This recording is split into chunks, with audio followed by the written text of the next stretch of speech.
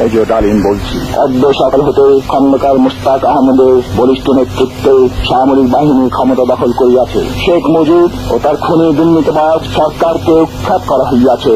এখন হতে সারা দেশে সামরিক আইন জারি করা হলো। আপনারা সবাই আমাদের সাথে সহযোগিতা করুন। আপনারা নিশ্চিন্ত থাকুন, কোনো অসুবিধা আপনাদের হইবে না। বাংলাদেশ জিন্দাবাদ। 1975-এর 15ই আগস্ট ইথারে ভাইসা আসা এই বজ্র নির্ঘোষ শুনছিল দেশবাসী। প্রবল প্রতাপশালী শেখ মুজিবের শাসনের অবসান হয়েছে, সারা দেশে কারফিউ জারি হয়েছে। কিন্তু কি অবাক ব্যাপার, কারফিউ ভেঙে দলে দলে উৎফুল্ল জনতা নেমে আসছে রাস্তায়। চারিদিকে মুক্তির আনন্দ, এক বর্বর স্বৈরাচারের পতন হয়েছে।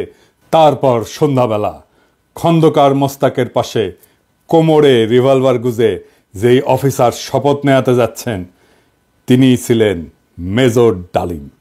মেজর ডালিম রাতারাতি হয়ে উঠছিলেন নায়ক, সাহসের প্রতিমূর্তি। তারপরে 75-এর সব বীরকে পাঠানো হলো নির্বাসনে। সে আরাক আলাপ আর একদিন করব। এরপর তিনি শুধু নামই ছিলেন ইতিহাসে। ওনার সাথে আমার প্রথম যোগাযোগ হয় 2019-এ প্যারিসে আসার পরে। ওনার সাথে চ্যাটিং হতো। ওনার একটা ফেবু আইডি ছিল ফ্যালকন আইজ নামে। নানা বিষয় আলাপ হইতো, ব্যাপক পড়াশোনায় ভদ্রলোকের। আমার সাথে ফোনে বা ভিডিওতে কখনো কথা হয়নি, তবে আমার ঘনিষ্ঠ সার্কেলের অনেকের সাথেই নিয়মিত কথা হইতো। আমি কথা বলতে চাইছিলাম, উত্তরে বলছিলেন বলবো সময় হইলেই। আমার স্বাধীনতা উত্তর বাংলাদেশ বইটা প্রকাশিত হইলে পড়তে চাইছিলেন, আমি পাঠাইছিলাম সুইডেনে ওনার এক শিষ্যের কাছে। উনি বই পাইয়া বই হাতে ছবি পাঠাইছিলেন, এটা নিশ্চিত করতে যে ওনার কাছে পৌঁছাইছে। আমি আমার সার্কেলে ওনারে বড় ভাই বলে ডাকতাম। জিজ্ঞেস করতাম, বড় ভাই কেমন আছেন, কি বলেন। কোনো রাজনৈতিক পরিস্থিতিতে জানতে চাইতাম বড় ভাইয়ের রিডিং কি। একটা সময় খেয়াল করলাম উনি ভুলে যাইতেছেন জিনিসপত্র, ডাক্তারি ভাষায় যাকে বলে কগনিটিভ ডিজিজ। তখন থেকে ওনাকে বলতে শুরু করলাম বুড়া। তো জিগাইতাম বুড়াটার খবর কি। যাই হোক, উনি নাকি বলছেন যে ওনার বয়স 75 বছর, আসলে ওনার বয়স 78 বছর। ওনার জন্ম 1946 সালে উইকিপিডিয়ার তথ্য অনুসারে। 64 সালে বিমান বাহিনীতে যোগ দেন, ঠিক 18 বছর বয়সে। বুড়া বয়সে 3 বছর কম হয়ে বলছে আর কি। আমার অনুমান ভুলে বলছে। এপিসোডের স্ক্রিপ্ট লিখতে লিখতে ওনার ছবিটা খুঁজতেছিলাম, যে ছবিটা দেখাইলাম আমার বই হাতে, ছবিটা পাইতেছিলাম না। তো সুইডেনের বাইরে ফোন দিলাম, তো উনিও খুঁজতেছেন। এর মধ্যে বুড়া ফোন দিছে ওই সুইডেনের বাইরে। তো উনি যখন জানলেন যে আমি লাইনে আছি, উনি স্পিকারে দিলেন, আমি শুনতেছি। উনি বলতেছেন, আমাদের দুইজনকে স্পিকারে দিলেন। উনি জিজ্ঞেস করলেন পিনাকি কি দেখছে আমার লাইভ। আমি বললাম হ দেখছি বড় ভাই। তো সুইডেনের বড় ভাই ওনারা বলতেছেন, আপনি পিনাকির বই হাতে একটা ছবি তুলছিলেন না, আছে ওইটা। আমি শুনতেছি। তো বুড়া বলতেছে, পিনাকি বই লিখছে নাকি? কই, আমি তো দেখি নাই। তো রিসেন্ট মেমোরি নাই হয়ে যাইতেছে, আর্লি সাইন অফ আলঝেইমার্স। যাই হোক, বুড়া আমাদের মাঝে আরো অনেকদিন বাইচা থাকেন। ওনার লাইভ এপিসোড করছে ইলিয়াস। এইটাই সম্ভবত বাংলাদেশের মানুষের সর্বোচ্চ দেখা লাইভ। ইউটিউবে একসঙ্গে সর্বাধিক সংখ্যক দর্শকের লাইভ স্ট্রিমের রেকর্ডটা 8 মিলিয়ন। তবে এইটা বাংলা ইউটিউবের সর্বোচ্চ, এটা নিঃসন্দেহ। এবং আমার মনে হয় এই রেকর্ড আর কেউ কখনো ভাঙতে পারবে না। এইবার আসেন এপিসোডের প্রসঙ্গে। বাম, আওয়ামী লীগ আর প্রগতিশীল বিএনপির পুচ্ছে আগুন লাগিয়েছে একই সাথে। যাই হোক, আমি সবগুলা আগুন নিয়ে আজকে কথা বলবো না, কয়েকটা আগুন নিয়ে কথা বলি। প্রথম অভিযোগ কি, মেজর ডালিম নাকি খুনি। আসলে কি মেজর ডালিম খুনি? আসলে না, খুঁজে দেখি। বিপ্লবী এবং সৈনিকদের খুনি বলা যায় না, কারণ তাদের কর্মকাণ্ড এবং উদ্দেশ্য সাধারণ অপরাধীর সাথে তুলনা করা যায় না। আদালত যখন প্রাণ নেয় সেটাকে খুন বলা যায়? একজন সৈনিক যখন দেশের শত্রুকে হত্যা করে সেটা কি অপরাধমূলক কাজ? একজন নারী যখন তার ধর্ষককে হত্যা করে ফেলে ধর্ষণের সময়, সেটা কি অপরাধ? না, সেটা না। কেন না? এর কয়েকটা কারণ আছে, বুঝে দেখি। 1 নম্বর কারণ, নৈতিক পার্থক্য, মোরাল জাস্টিফিকেশন। বিপ্লবীরা সাধারণত বিদ্যমান শাসন ব্যবস্থার অন্যায় বা নিপীড়নের বিরুদ্ধে সংগ্রাম করে। তাদের কর্মকাণ্ড একটা বৃহত্তর সামাজিক এবং রাজনৈতিক পরিবর্তনের উদ্দেশ্যে পরিচালিত হয়, বৃহত্তর স্বার্থে। নৈতিক দৃষ্টিকোণ থেকে এটা ন্যায় যুদ্ধ, জাস্ট ওয়ার, এই ধারণার সাথে সম্পর্কিত। সৈনিকেরাও একটা প্রতিষ্ঠিত রাষ্ট্র বা আদর্শ রক্ষার জন্য কর্তব্য পালন করেন। 2 নাম্বার, উদ্দেশ্যের মাহাত্ম্য। এটাকে ইংরেজিতে বলে এন্ডস ভার্সেস মিনস। বিপ্লবী বা সৈনিকদের কর্মকাণ্ডের উদ্দেশ্য ব্যক্তিগত স্বার্থ না, বরং এটা বৃহত্তর সমাজ জাতির জন্য। দার্শনিক ইমানুয়েল কান্ট বা জন স্টুয়ার্ট মিলের মতবাদে উদ্দেশ্যের গুরুত্ব এবং প্রভাব নিয়ে আলোচনা আছে। মিলের উপযোগবাদ বলে একটা তত্ত্ব আছে। এটা অনুযায়ী যদি একটা কর্ম বৃহত্তর জনগণের কল্যাণে হয় তবে সেটা নৈতিকভাবে গ্রহণযোগ্য। 3 নাম্বার, সমাজের দৃষ্টিভঙ্গি বা পারসেপশন বাই সোসাইটি। সমাজ সাধারণত সৈনিকদের রক্ষক এবং বিপ্লবীদের ন্যায়ের প্রতীক হিসাবে দেখে। সময়ের সঙ্গে অনেক বিপ্লবীকে নায়ক হিসেবে স্বীকৃতি দেওয়া হয়। এটার আইনি ব্যাখ্যাও আছে। 1 নম্বর হইতেছে যে লেজিটিমেসি অফ অ্যাকশন, মানে রাষ্ট্রীয় বৈধতা। সৈনিকদের কর্মকাণ্ড রাষ্ট্রীয় আদেশের আওতায় ঘটে। আন্তর্জাতিক আইন অনুযায়ী যুদ্ধ বা প্রতিরক্ষায় হত্যা বৈধ যদি তা যুদ্ধের আইন মেনে চলে। 2 নম্বর হচ্ছে রাজনৈতিক লড়াই বনাম অপরাধ, পলিটিক্যাল স্ট্রাগল ভার্সেস ক্রাইম। বিপ্লবীরা সবসময় বিদ্যমান আইন ভঙ্গ করে। বিপ্লব বা অভ্যুত্থান বিদ্যমান আইনের উপরে। সেই জন্যে বিপ্লবীদের কর্মকাণ্ডকে অপরাধ হিসেবে বিবেচনা করা যায় না, কারণ আইন এটা সংজ্ঞায়িত করে বা ডিফাইন করে অপরাধ, আর বিপ্লব এটার উপরে।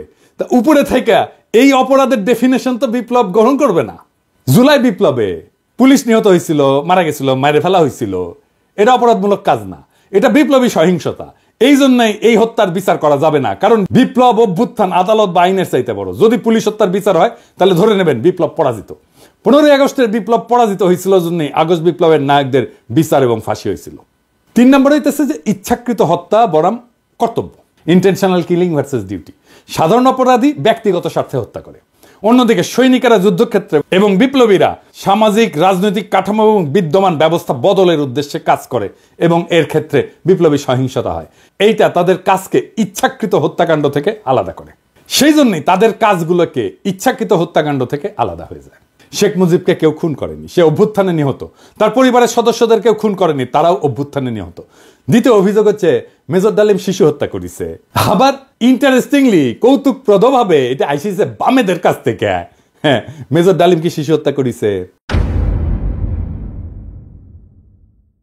মেজর ডালিম 32 নাম্বার আক্রমণ করে নাই, তারে দায়িত্ব দিতে চাইছিল, সে নেয় নাই। কারণ মুজিব পরিবারের সাথে তার একটা ব্যক্তিগত পারিবারিক সম্পর্ক ছিল। সে গেছিল মুজিবের ভগ্নিপতি আব্দুর রব শেরনিয়াবাতের বাসায়। সেখানে তার 14 বছরের বয়সী মেয়ে বেবি, 12 বছরের বয়সী ছেলে আরিফ এবং 4 বছর বয়সের নাতি সুকান্ত আব্দুল্লাহ, যেটা আবুল হাসনাত আব্দুল্লাহর ছেলে, ও মারা যায়। আবুল হাসনাত আব্দুল্লাহ হারামজাদাটা পানির ট্যাঙ্কে লুকেছিল, বেঁচে যায়। কিন্তু কথা হইতেছে বাড়ির নারী আর শিশুদের বন্দুকের মুখে ফেলায় পানির ট্যাঙ্কে লুকেছিল কেন হারামজাদাটা? ওইটা জয় বাংলা হইলে তো আরো সুবিধা হইলেনি। যাই হোক, এবার আসেন দেখি মহান বিপ্লবের সময় শিশুদেরকে হত্যা করা হয়েছিল যতগুলো বিপ্লব হয়েছে ইতিহাসে, যেগুলো নাম জানি আমরা, যেগুলো নিয়ে কাইট হয়ে পড়ে যায় বিপ্লবীরা। আসেন সেটা দেখি। ফরাসি বিপ্লবের সময় লুই শার্লস, যাকে লুই সপ্তদশ বলা হয়, মানে রাজা ষোড়শ লুই এবং মেরি আতরনাথের ছোট ছেলে, বন্দি অবস্থায় খাইতে না দিয়ে কারাগারে রেখা মৃত্যুর দিকে ঠেলে দেওয়া হয়। যখন তার মৃতদেহ বের করা হচ্ছিল তার শরীরে কোনো মাংস ছিল না, কঙ্কালের উপরে চামড়া। বিপ্লবীরা হত্যা করবে না, কারণ তাদের পবিত্রতা নষ্ট হবে, কিন্তু খাইতে না দিয়া দিনের পর দিন কষ্ট দিয়া মেরে ফেলা যাবে। তো ফরাসি বিপ্লব নিয়ে আধিখ্যাত তো করে সবাই, আবার রুশ বিপ্লব নিয়ে তো বামেরা কাইট হয়ে পড়ে যায় না? যে বামেরা কবে তাদেরকে কইবেন এটা, যে রাশিয়ার জার দ্বিতীয় নিকোলাস এবং তার পরিবারের সদস্যদের বন্দি করে কমিউনিস্টরা। জার কিন্তু তখন ক্ষমতায় না, জারের ক্ষমতা অনেক আগেই চলে গেছে। কমিউনিস্টরা কিন্তু জারের কাছ থেকে ক্ষমতা নেয়নি। কমিউনিস্টরা কেরেনস্কি সরকারকে উৎখাত করে ক্ষমতা নিয়েছে, মানে লেনিন। ক্ষমতা নেওয়ার পরে 18 সালে 17 জুলাই একসাথে হত্যা করে এই জারের পরিবারকে, তার স্ত্রী আলেকজান্দ্রা এবং তাদের 5 সন্তান, অলগা, তাতিয়ানা, মারিয়া, আনাস্তাসিয়া এবং অ্যালেক্সি। লেনিন মনে করছিল জারের পরিবার যদি বাইসে থাকে তাহলে তারা রাজতন্ত্র পুনরুদ্ধারের জন্য কাজ করতে পারে। এই জন্য পুরা পরিবারকে হত্যা করার সিদ্ধান্ত নেওয়া হয়। পরিবারের সকল সদস্যদেরকে কমিউনিস্ট বিপ্লবীরা গুলি করে হত্যা করে, পরে তাদের মৃতদেহ অ্যাসিড দিয়ে বিকৃত করে মাটিতে পুঁতে ফেলা হয়। এর মধ্যে আনাস্তাসিয়া নিকোলায়েভনার এর বয়স ছিল 17 বছর, আর অ্যালেক্সি নিকোলায়েভিচের বয়স ছিল মাত্র 13 বছর। দুই ক্ষেত্রেই প্ল্যান করে মারা হয়েছে অনেক পরে। 15ই আগস্টে শিশুরা মারা গেছে কোল্যাটারাল ড্যামেজে, প্ল্যান করা হয়নি যে শিশুদের মারা হবে। এখন আমরা যদি বলি মেজর ডালিমেরা তো শিখেছে ফরাসি আর রুশ বিপ্লব থেকে, উত্তর আছে আগে বামেরা লেনিনের বিচার করুক, ফ্রেঞ্চ রেভলিউশনের বিপ্লবীদের বিচার করুক, জবাব আনুক, আমরা তারপরে জবাব দেব। এখন অনেকের মনে প্রশ্ন এসছে যে মেজর ডালিম কি তাহলে দেশে ফিরবেন বা ফিরতে পারবেন? আমাকে সুইডেনের ভাই, বড় ভাই, যিনি মেজর ডালিমের শিষ্য, উনি বলছেন ওনারে তো দেশে আনা দরকার। উনি অবশ্যই দেশে আসবেন। আমরা নতুন সংবিধান লিখলে 15 আগস্টকে বিপ্লবী অভ্যুত্থানের মর্যাদা দেব। আগের রায় বিচার সবকিছু ইনভ্যালিড হয়ে যাবে। তিনি তখনই বীরের বেশে দেশে ফিরবেন। 24-এর বিপ্লব যারা নির্মাণ করছে তাদের অনেকেরই আইডল ছিলেন মেজর ডালিম, অন্তত আমার তো ছিলেনই। উনার নাম আমরা আকাশে লিখে রাখবো ঈসা খান তিতুমির, হাজী শরীয়তুল্লাহর সাথে। বাংলাদেশে যতবার জালেম আসবে ততবার মেজর ডালিমেরা জন্মাবে। কখনো তাদের নাম হবে আবু সাইদ, কখনো তাদের নাম হবে মীর মুগ্ধ, কখনো তাদের নাম হবে ওয়াসিম, আনাস। আমরা এক একটা তারার নাম দেব এই বীরদের নামে। 24-এর বিপ্লব একটা প্রকৃত বিপ্লব হয়ে উঠবে যদি আমরা নতুন সংবিধান লিখে মেজর ডালিমকে দেশে ফিরে আনতে পারি। সেই দিন হবে বিপ্লবের প্রকৃত বিজয়। ইনকিলাব জিন্দাবাদ।